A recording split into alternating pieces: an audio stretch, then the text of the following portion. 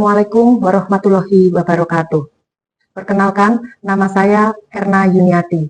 Saya adalah dosen tetap Program Studi Peternakan Fakultas Ilmu Kesehatan dan Sains Universitas Nusantara PGRI Kediri. Saya mengabdi di Prodi Peternakan Universitas Nusantara PGRI Kediri sejak tahun 2011. Dan saya diberi tugas salah satunya mengampu mata kuliah Iptek Pengolahan Bahan Pakan. Pada kesempatan kali ini, saya akan memberikan unjuk kerja pengajaran dari Tridharma Perguruan Tinggi atau PDD UKTPT bidang pengajaran. Metode pembelajaran yang saya gunakan adalah DEI, Delivery, Interaktif, dan Assessment. Delivery, penyampaian materi perkuliahan, saya memberikan dalam bentuk soft file yang tersimpan di Google Drive. Setiap mahasiswa bisa mengakses bahan mata kuliah Iptek Pengolahan Pakan Ternak dalam bentuk file PDF, dalam file PPT, dan dalam bentuk PDF. Dan selain itu bisa mengambil bisa menambah referensi dari yang tercantum di dalam RPS. Yang kedua, interaktif. Interaktif di sini materi disampaikan secara tatap muka. Secara tatap muka, dan kalau masih ada yang ditanyakan, bisa lewat WA grup yang kami bentuk di awal perkuliahan. Tugas akan saya berikan setelah perkuliahan, pelaksanaan perkuliahan tatap muka di akhir perkuliahan atau bisa lewat grup WA. Assessment. Assessment adalah penilaian menggunakan 4 indikator, yaitu 1, nilai tugas, yaitu diperoleh dari kuis, review jurnal, dan lain-lain. Yang kedua, nilai dari praktikum, yaitu pelaksanaan praktikum dan laporan praktikum. Yang ketiga, nilai UTS.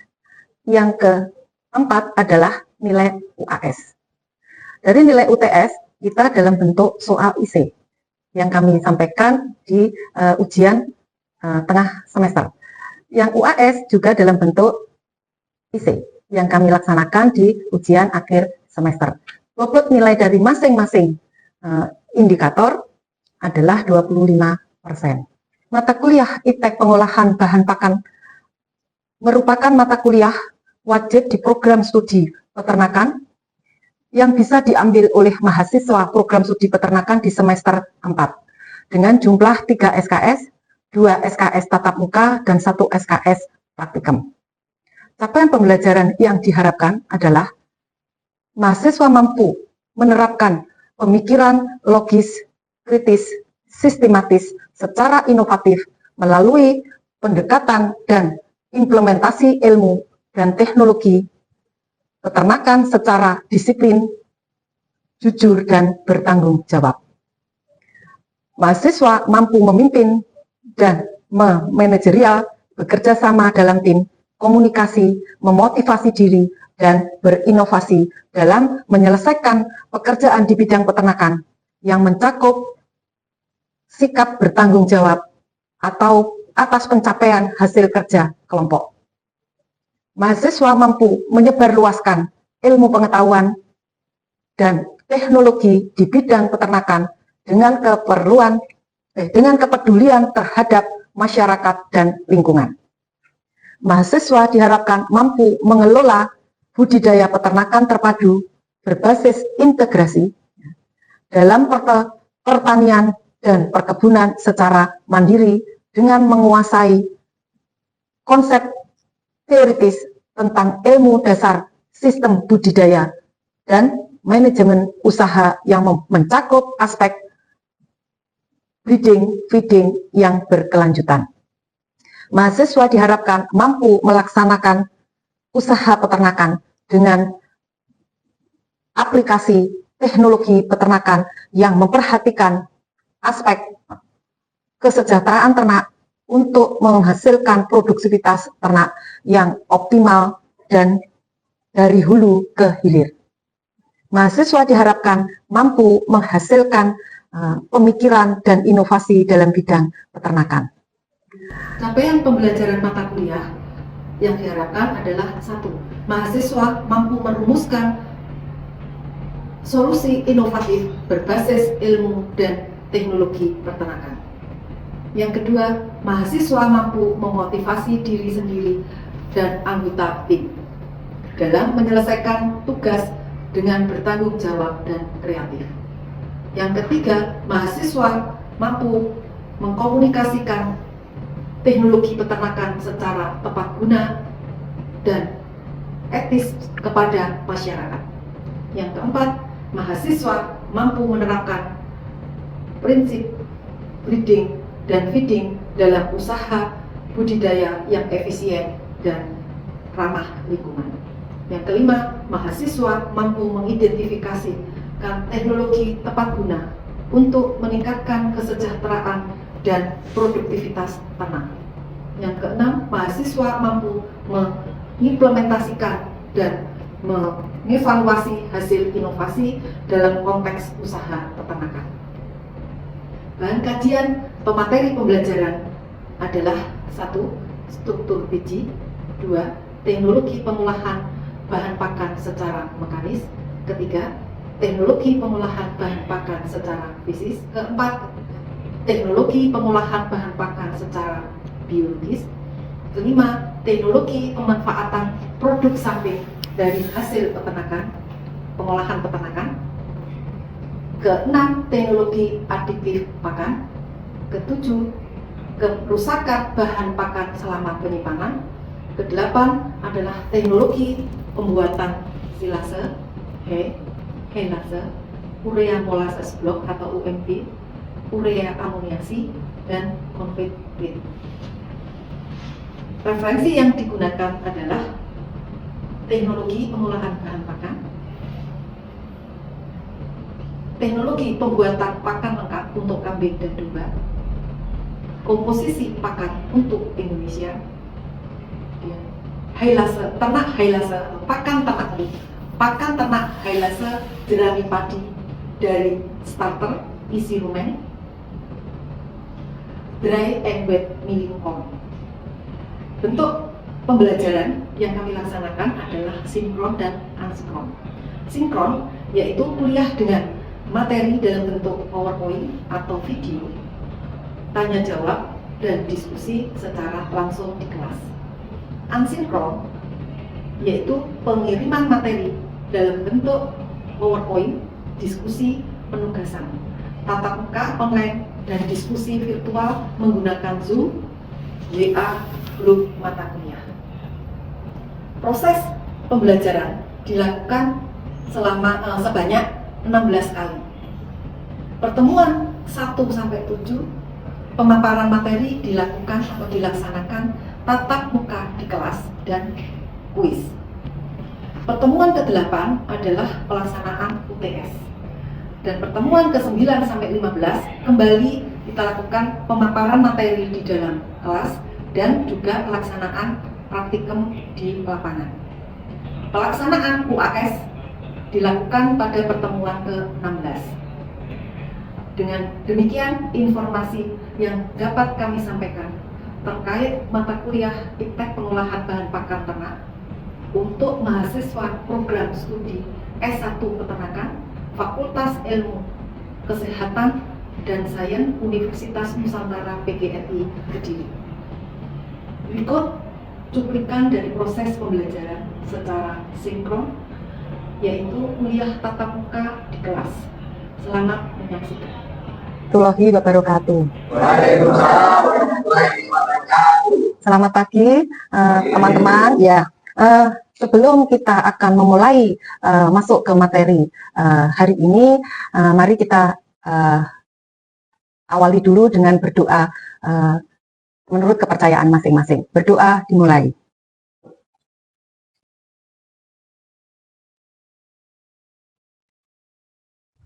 Selesai.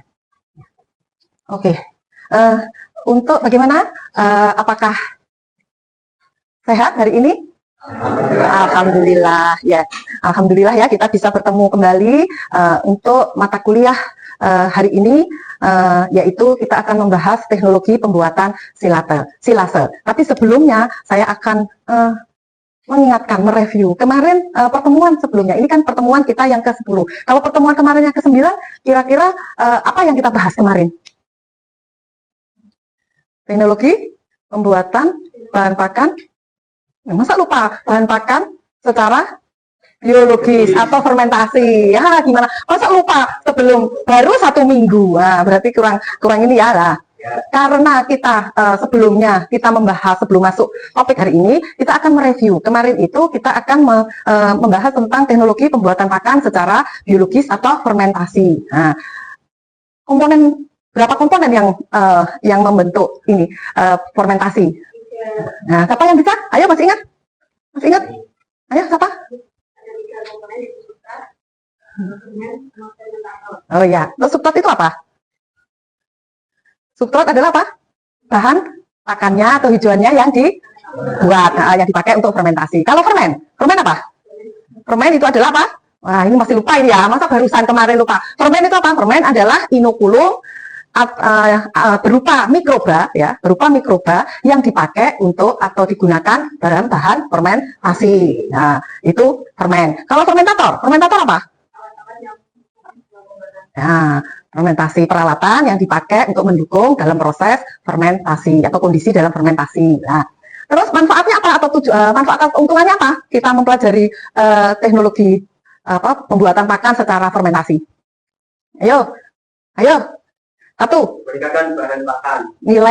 Meningkatkan nilai nutrisi pakan. Yang kedua apa?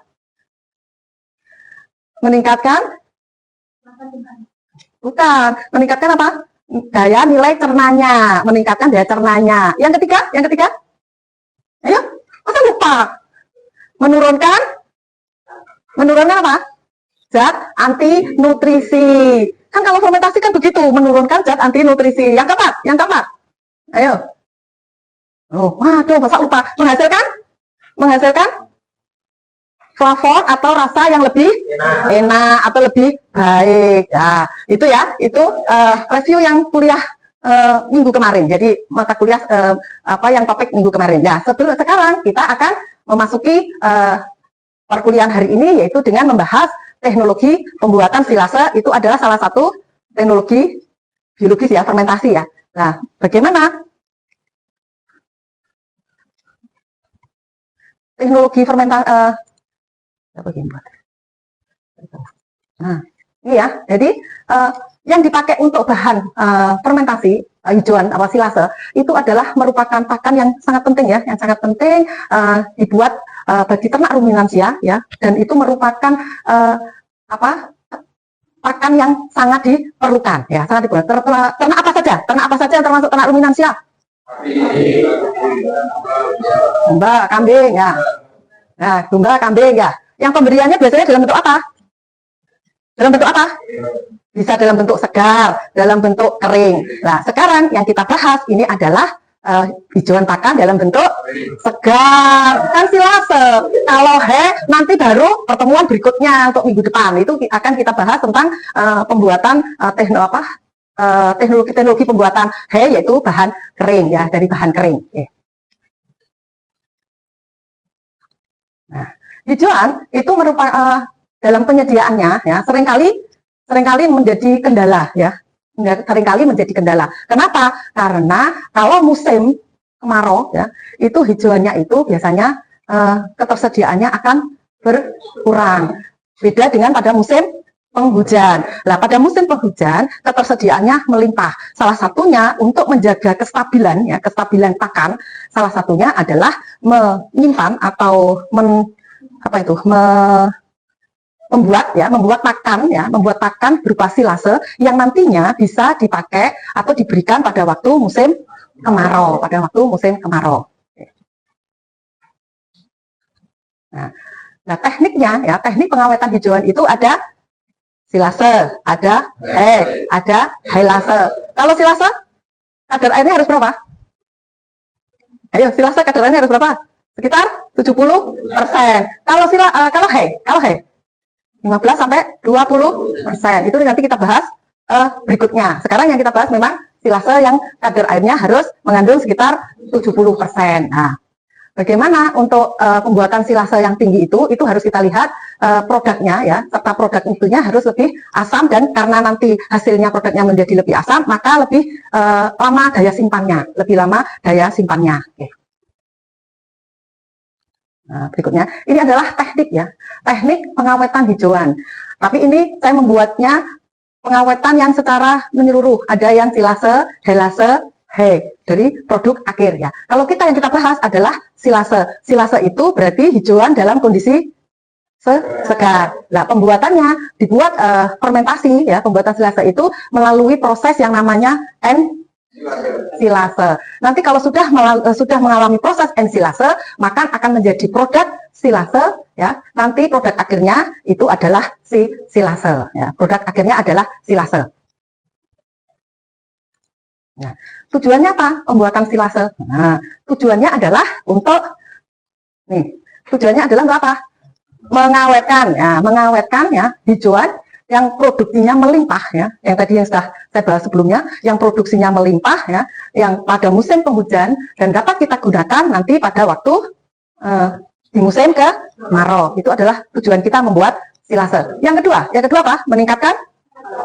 Meningkatkan palatabilitas ya, palatabilitas, karena silase itu rasanya akan lebih baik dan itu akan disukai oleh ternak. Baunya harum biasanya gitu, rasanya manis. Nah, itu silase ya. Dan asam, ada asamnya. Nah, silase sendiri itu lebih disukai oleh ternak daripada hijauan berbentuk kering atau hay ya, lebih disukai oleh ternak. Oke. Kemudian selanjutnya kita akan yang ketiga. Tujuan ketiga adalah apa? Meminimalkan kehilangan nutrien hijauan selama penyimpanan. Terus bagaimana prosesnya? Proses pembuatan pengolahan silase. Prosesnya bagaimana? Ayo, kita lihat dulu. Proses pembuatan silase yang sebelumnya sudah saya sebutkan, proses pembuatan silase itu namanya ensilase. Nah, ensilase itu apa? Nah, itu nama proses dari pembuatan silase. Prinsipnya bagaimana? Pembuatan silase. Masa lupa? Ayo, prinsipnya apa? Prinsipnya sama, kadar airnya ya harus sekitar 70%. Fermentasinya ya harus dalam kondisi anaerob, ya. Dan nanti dalam kondisi anaerob tersebut otomatis oleh mikrobanya ya, maka nanti akhirnya akan menghasilkan asam laktat. Nah, asam laktat itu nanti yang akan mendominan di dalam proses ensilase ya, dalam proses ensilase dari golongan bakteri asam laktat ya, namanya homo fermentatif. Oke. Kemudian tidak hanya asam laktat aja yang dihasilkan selama proses fermentasi, itu ada juga asam laktat ya, yang dapat menurunkan pH ya, yang berperan sebagai pengawet dan menurunkan pH ya, sehingga semua aktivitas pertumbuhan mikroba itu bisa terhenti ya, sehingga khususnya bakteri pembusuk. Tapi kalau bakteri pembusuknya itu masih ada, misalkan waktu kita menutup ya produk kita kalau buat silase, nanti kalau kita masih tidak rapat, maka akan terjadi anaerobnya masih ada, aerobnya, oksigennya masih ada masuk, itu nanti akan membuat hasil silasenya menjadi rusak atau jelek ya, prosesnya menjadi jelek. Nah, dengan kondisi tadi aktivitas pembusuknya, khususnya pembusuk berhenti, maka bahan organiknya itu akan berhenti dan silasenya akan awet dan dapat disimpan dalam waktu yang lama. Itu adalah proses silase. Oke. Terus ada juga ini bakteri pengganggu ya, bakteri yang merugikan. Jadi kalau kita membuat silase itu biasanya wadahnya apa namanya? Wadah dalam pembuatan silo. Nah, namanya silo. Tapi pada waktu kita membuat fermentasi atau silase di dalam wadah itu ternyata tidak tertutup ya, kondisinya itu tidak tertutup sampai 100%, maka nanti akan kondisinya otomatis kan tidak sempurna ya anaerobnya. Maka nanti akan ada fermentasi yang terganggu. Maka akan ada timbul bakteri yang merugikan. Bakteri yang merugikan itu apa? Namanya Clostridium. Ya, Clostridium yang dapat menyebabkan bau tidak sedap. Jadi kalau kita nanti misalkan besok, kita rencana besok praktikum ya, kita praktikum tentang ini. Nah itu kalau kita tidak bisa melaksanakan untuk kondisi silonya itu sempurna 100%, maka nanti akan menimbulkan bakteri yang merugikan, yaitu Clostridium ya, yang nanti akan menimbulkan bau yang tidak sedap pada waktu kita nanti hasil kita buka. Hasil fermentasi kita, silase. Nah, fermentasi silase itu berapa waktunya? Berapa? 21 hari ya, prosesnya 21 hari ya, 21 hari. Oke, kemudian nah ini ada prosesnya. Ada 4 tahap ya. Ada 4 tahap fermentasi silase, yaitu ada fase aerobik, ada fase fermentasi sendiri ya, ada fase stabilisasi dan ada fase feedlock ya. Nah, ini adalah apa namanya? Tahapan ya, tahapan ensilase. Bagaimana untuk fase aerobiknya? Nah, fase aerobiknya itu kita lihat yaitu kira-kira dimulai pada hari kedua setelah kita menutup silase ya di dalam wadah silo tadi ya, kira-kira 2 hari ya, kira-kira 2 jam, kira-kira 2 jam untuk dimulai proses setelah apa namanya silase ditutup ya di dalam wadah yang namanya silo itu ya, di dalam wadahnya silo itu. Nah itu otomatis itu sudah mulai pada fase aerobik. Kemudian yang kedua itu adalah fase fermentasi. Nah, fase fermentasi itu yang memang fase yang terjadinya proses fermentasi dalam kondisi apa tadi? Ensilase, yang berlakunya ensilase tadi ya, dalam kondisi anaerob. Nah, anaerob. Nah, apabila pada fase reaksi ya, awal itu dalam kondisi anaerob itu berlangsung ya dari beberapa hari atau sampai beberapa minggu ya, itu biasanya akan melihat tergantung dari bahannya ya. Prosesnya itu tergantung dari bahan dan kondisi silasenya ya. Tergantung dari bahan dan kondisi silasenya. Nah, jika prosesnya itu berjalan dengan sempurna ya, maka bakteri asam laktatnya atau bal ya, singkat bal, bakteri asam laktatnya sukses berkembang atau berhasil berkembang dengan baik, maka pada fase ini nanti bakteri predominannya mempunyai pH sekitar 4 sampai 5 pH-nya ya. Itu berarti bagus, sudah mulai berjalan bagus sempurna. Oke. Kemudian apa saja yang berikutnya adalah tahap yang ketiga, yaitu stabilisasi ya. Stabilisasi itu adalah sebenarnya masih ada proses fermentasinya kalau yang stabilisasi, tapi sudah mulai menurun fasenya ya, sudah mulai agak menurun, jadi tidak puncak. Jadi kondisinya masih berlangsung, tetapi masih ada proses aerobiknya ya, masih ada proses aerobiknya. Yang terakhir adalah fase feed out ya, fase feed out. Fase feed out itu adalah fase di mana ya lingkungannya apabila silonya nanti dibuka ternyata kontak langsung dengan lingkungan sekitar ya, itu maka proses aerobiknya itu akan terjadi apa? Bocoran kan dibuka sudah ya, dibuka. Jadi belum 21 hari sudah dibuka misalkan ya, itu akan terjadi kebocoran yang nanti selama proses ensilase ini, silasenya akan menjadi rusak, jadi tidak berhasil jadi baik kayak gitu. Jadi pernah pengalaman kakak kelasmu yang dulu itu kan sempat tidak jadi karena pada waktu itu proses praktikumnya menutupnya silonya, jadi silase yang di wadah silo itu tidak rapat banget, jadi akhirnya masih ada proses aerobnya itu masih berjalan, sehingga hasil akhir dari proses silasenya menjadi rusak, jadi tidak baik ya, tidak baik, baunya menjadi baunya bau kecing ya, bau kayak air kencing, kayak urin gitu. Jadi itu berarti gagal dan ada jamurnya pada waktu itu, sempat kayak begitu. Oke, kemudian selanjutnya, nah ini ada fase. Nah, bagaimana perubahannya? Nah, perubahan dari fase kimiawi menjadi selama ensilase yang tadi ya kan, selama proses pembuatan silase itu kan namanya ensilase. Nah, prosesnya apa saja yang terjadi selama ini? Yang terjadi adalah ini. Nah, berikut ini yang terjadi. Ada fermentasi. You can put your arms around, it's already gone. It might be too late to say sorry, hey, understand I was wrong.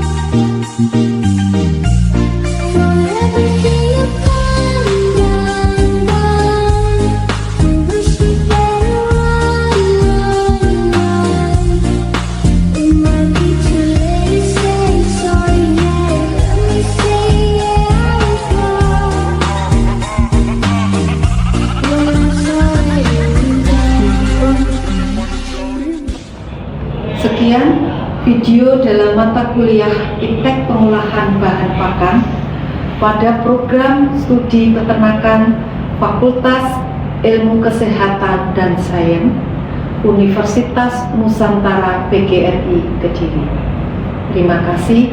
Wassalamualaikum warahmatullahi wabarakatuh.